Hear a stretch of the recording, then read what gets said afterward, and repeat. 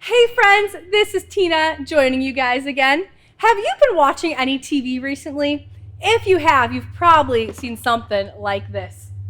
Hey kids, I'm here to show you the coolest new phone, the Z5000. Now, can you imagine the coolest phone ever? Because this phone is it. It has unlimited video games. It has unlimited movies. It has your favorite TV shows and books. And the best part, when I press this button right here, I'm gonna get ice cream delivered to me. Oh, that is so amazing. Now, if you wanna be the coolest kid at school, you need the Z5000.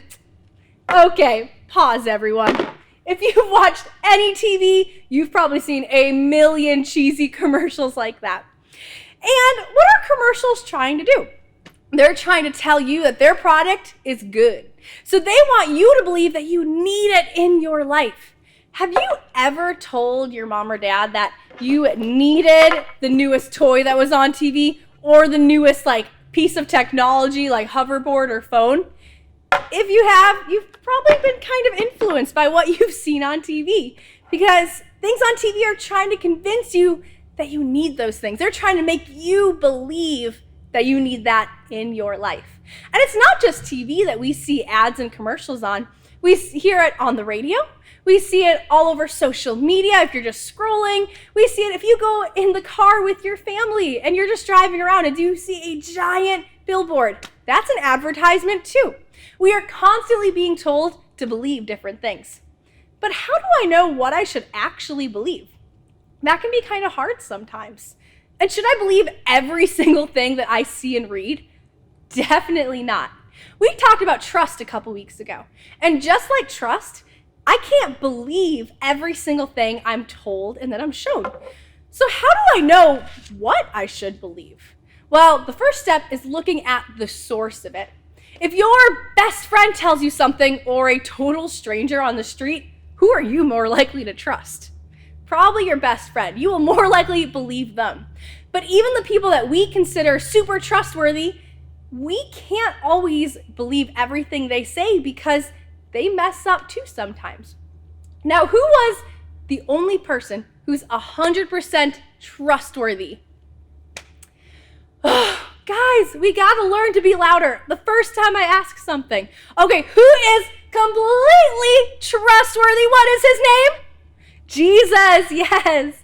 God is completely trustworthy, which means that we can believe him.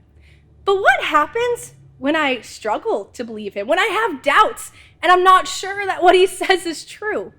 Well, let's think of it this way. I have two balloons here.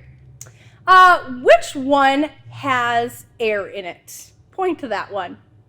You probably pointed to this one, and you would be right. This one has air in it. Now, how do we know? We can't see air, but we know because this balloon is inflated, and it bounces around the room like that. Now, do we see Jesus just walking with us? No, we don't. But we can believe that God is with us because we see him in everything around us. Now, we just celebrated Jesus' resurrection last weekend, but there was someone, one of Jesus' friends, who didn't actually believe that he came back to life. He said, I need to see it to believe it. Now, how often do we think that? We look at our friends who are telling us something super, super cool, and you're like, nuh-uh, show me first. Now, if I told you I have 12 toes, would you believe me? You would probably say, Miss Tina, take off your shoes, show me your 12 toes, which would be super weird. And you'd also find out I'm totally lying because I definitely don't have 12 toes. Sorry to disappoint you. But that's how Jesus' friend was. He had to see it to believe it. And when he did see Jesus, he believed. And Jesus said, blessed are those who believe without seeing. It can be hard to believe without seeing. It can be hard to trust God when we haven't seen Jesus walking right in front of us. But we know that God is trustworthy, which means that we can believe what he has to say. And Jesus actually helps us to believe in him. Our big idea is that Jesus helps me believe.